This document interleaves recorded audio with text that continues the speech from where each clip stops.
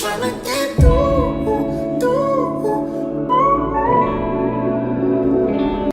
guys, welcome to the next installment of my vlog. I'd like to thank you for continuing watching me and for the support. So I thought I'd do something a bit different. As you can see, I'm walking, currently going to my girlfriend's house right now. So I was like, it's about a 30-minute walk, so I was like, I might as well do something productive while I'm on the way. So gonna be doing a book review for you guys. And I titled it Made in America Part 1. So it's a book review on Made in America by the Billionaire, Sam Walton, and everything. So, when I first actually thought about doing this vlog, it was like, okay, so I'm gonna go through the book, get a few points from it, because books you don't usually get like one or two things, but yeah, I was sadly mistaken because billionaires in their books, when someone becomes a billionaire, it's like they've got a trove of treasure of information in their head that they've been able to accumulate all their lives that they've actually been living and everything like that. So as you can figure out, I've only been through 50% of the book itself, and I've got 31 points, 31 business points that can help you grow your business, that I'm going to use to help grow my businesses, or even just improve your life in general, because these points aren't just business points, but they're points you can actually just use to grow your life so you can live the best life that is good for you, And one of the most important things to do initially is to become self-aware. That's just the initial step. Become self-aware. What kind of person are you? What goals do you want to achieve? And then from there, everything else flows, because then you always then make sure that you are building towards something that will eventually do make you happy. So step number one is research. He used to go to the library and then check every book on retailing, because he started Walmart and everything. So you gotta do your research, man. Like whatever you want to start off, you gotta do your research. Like who's in that field, what's currently happening. I know a lot of people who, and I am guilty of this as well. Like me and my friends are starting a venture, and we were about to have our first meeting, and then we're like, oh wait, we haven't done any research. It seems as though the people are already in this field in Zimbabwe, and we haven't done any research. So now we actually are researching and stuff like that. So do as much research as possible. He went to the library, he got all the books he literally could get on retailing, and he read them all. Reading might not be for you. Maybe you learn better from video, maybe you learn better from doing, like one of my online mentors, Gary Vaynerchuk. He just does, he does, and that's how he learns. When he's learning a Alexa skill, he's in a meeting and he does Alexa skill in the meeting to learn what it's about. He's not the type to like read books and listen to audio podcasts. Some of us here read books, audio podcasts, audiobooks, videos. I use everything, man. Like I want to get every single competitive advantage against everyone I'm going up against. You know what I mean? So again, it's about being self-aware about what forms of learning you enjoy doing and how to best maximize your learning efficiency. You know what I mean? And then I don't know. I was kind of confused on whether to call it step 2 or whether to call it, tip 2, because these aren't any specific order. I was just going through the book, highlighting the stuff that I wanted, that I thought was valuable to me, you know what I mean? And so step 2 was set a very high goal, and I've seen a lot of people who set realistic goals, because they're like, no, what if people laugh at me, like it's too big, I'm not able to do it. And it's true, even the current me right now is not able to fulfill the goals that I have planned ahead for myself. But he goes like, if it can be done, go for it. Why not? If you can achieve it, go for it. Even if you can't achieve it, what's the worst that can actually happen? At least you'll have fun trying to do it. You know what I mean? So again, it's about setting goals that are ridiculously unrealistic. You're gonna have fun going against, the odds. You'll have a story to tell at the end of the day, and who knows, you might actually achieve your goal. You know what I mean? It's better for you to set a very high goal than for you to set a low goal, and then for the rest of your life you are now like disappointed, like I could have done more with my life. Because again, I will constantly be referring to my mentors. Gary Vaynerchuk says, if you want to know how much time you have and what actually matters in life, go to an old people's home. Go to an old people's home, ask them, what are your deepest regrets? They'll tell you that, oh, I wish I'd done this, I wish I'd done that more. And you don't want to live a life at the end of the day where you're now wishing you had done more, because you have the time now. I'm only 25, got so much time on my hands. I just have to be patient. You know what I mean? Step 3, continual learning. Linked to step 1, continual learning. You know, I was listening to a podcast the other day. Ty Lopez at this Billionaire on his podcast, and he is the creator of Viome, Viome. You can check it out, Google it. It's the first thing that'll pop up, you know. And he was talking about how he wakes up at 4:30. He's continually learning, man. Like, he wakes up, he's reading all the publications and stuff, you know, because he's going to be doing, you know, the cheapest mission to the moon for about $11 million, where the US government usually does it for billions and billions of dollars, which is utterly ridiculous, because he broke the norms by just going into a field and pretending to be an amateur. You know, most people want to pretend as if they know it all, as if they're masters, and yet they're just starting off. If you enter a field as a novice, right, as an amateur, as a nobody, as someone who knows nothing, you are more likely to then absorb more knowledge, because you will take it as such a naive point of view, and then you're like, no, they did it this way, but why can't you do it this way? That is the advantage of continual learning, you know. And he also said you can learn from everybody, again, not from just books. You know, you need to be aware of the people around you, how they're doing things, what they're doing, you know. And awareness is a big thing, guys. You need to become aware of your surroundings, how people do things. Awareness is a big thing. You know, you'll find people who walk home every day, and you ask them like, yo, is there a mango tree outside your house? They're like, I have no idea, man. Like, you know, awareness is the thing, because awareness will just open up your world to different possibilities that most people actually will not be able to see. So tip number 4, pricing. You know, he was in the retail business. Obviously, you know, pricing can come into this. Most of you guys are going to want to get, you know, start shops, selling products, etc. Pricing is a big thing, you know. So he was a discount price person, you know, Walmart and everything, selling it at the lowest price possible by lowering your costs in a house. And he was talking about how, you know, he lowers his price so that you can earn more. It sounds a bit, you know, counterintuitive. You lower your price so you can earn more. But the logic behind it is this, you know, if you have a higher price, you're going to sell less. If you have a lower price, you're going to sell more. You know, so if you lower your markup, you earn more because you're selling higher volumes. You know, most people are too caught up in the now of, oh no, you know, I need to get as much money as possible. But it's about patience and the long game. You know, trust in the process. You have to go through the process. You know, there's no such thing as overnight success. You have to go through the process. And one of the things that having mentors has allowed me to know is that you're going to have to go through the hurts and the pains. And at first, you know, the lower prices will feel painful, because you're like, no, I'm not making any profit, I'm just breaking even. You're worried about paying rent, etc. But grind it through, and it will be worth it. It will be worth it. Step 5, or, you know, tip 5. Ooh, car coming. The legal side, you know, you have to make sure you're reading your contracts carefully, you know, your leases carefully. You know, he made the mistake of he got a five-year lease on his first property, and he shopped it so well, and then now he's like, nah, this is a good spot, you know, I'll continue my business, you know, continue my lease. Nigga was like, nah, fam, that ain't happening, because the guy was like, nah, this is a good place for business. People will do that to you. The world is rough. Have a legal team by your side.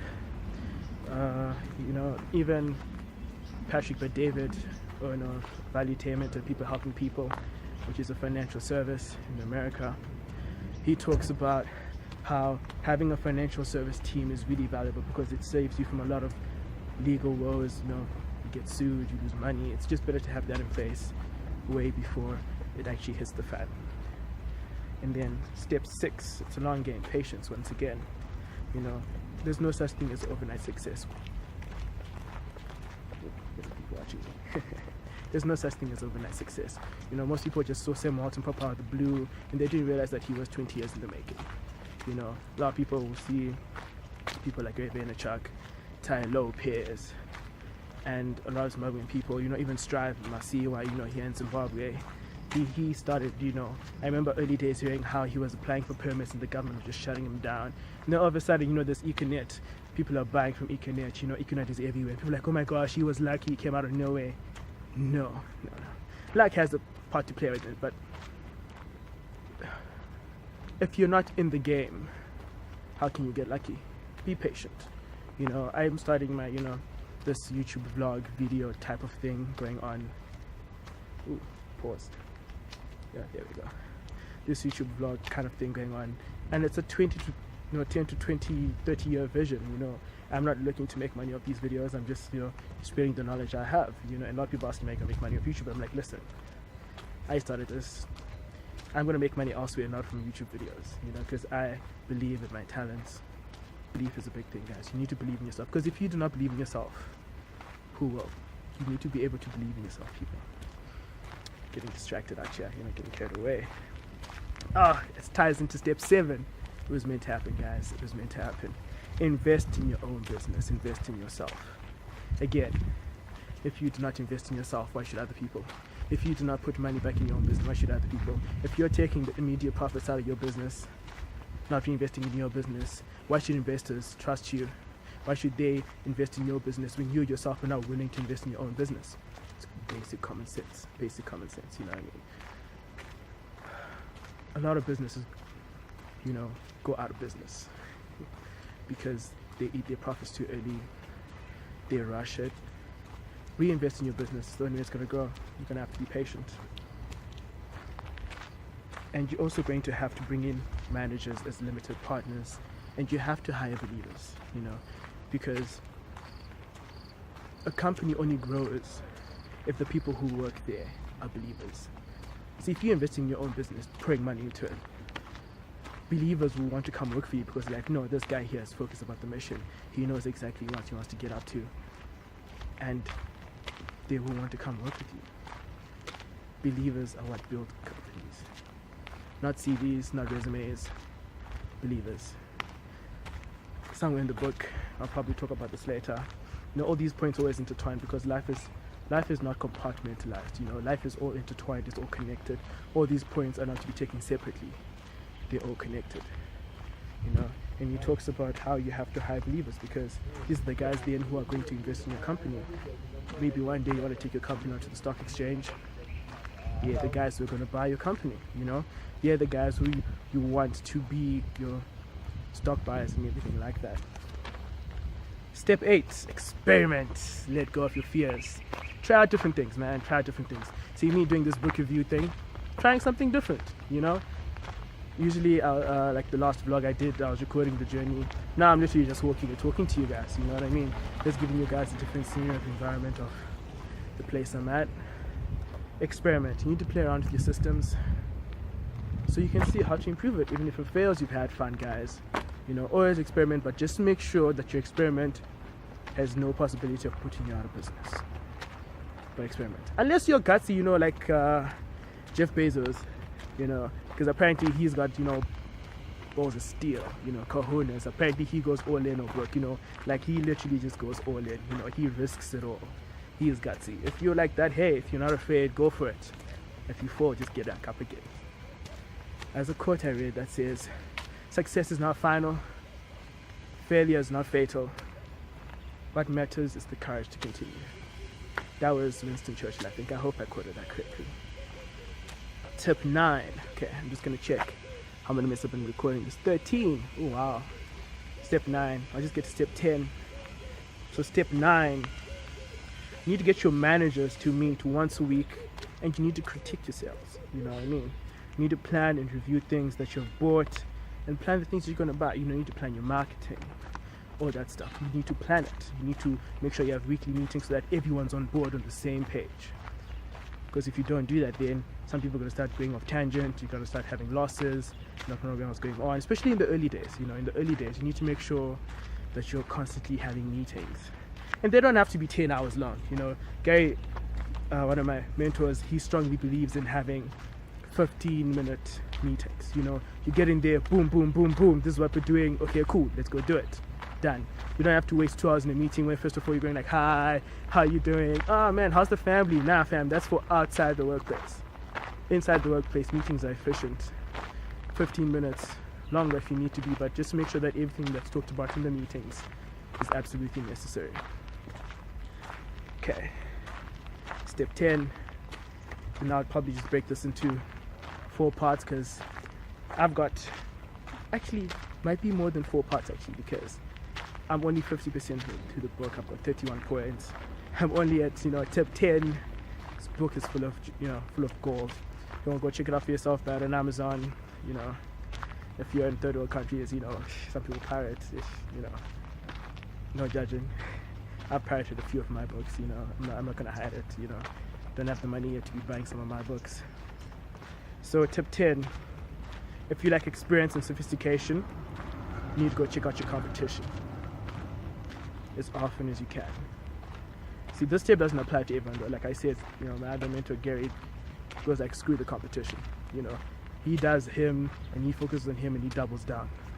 But if you have no experience, you want to learn the game, go check out your competition. Sam Walton built his whole business on copying his competition. He used to go across the road, look at how the guy was arranging his stuff, how he was pricing it, goes back in the shop like, guys, this is what we're doing. He copied everything. He was once arrested in Brazil even. He went for a meeting, and then the guys he went to meet were called by the police, like, yo, we got this old guy here who was busy crawling around in a shop and stuff. And they were like, wait, why were you crawling in a shop? And he goes like, no, I was learning. Because he was learning from other people. He was not cocky. He just learned from other people. You need to be able to humble yourself so you can learn from other people. It's how you grow. It's the only thing you can do is how you grow. So I think I'm gonna break it off here. The end of part 1. If you like the video, please do subscribe, leave a comment. Hopefully this encourages some of you people. Hope some of these tips will be useful for some of your businesses. Cheers, guys.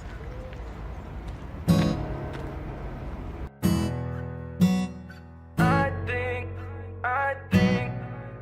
it's Hillzy in the building. I think, yeah.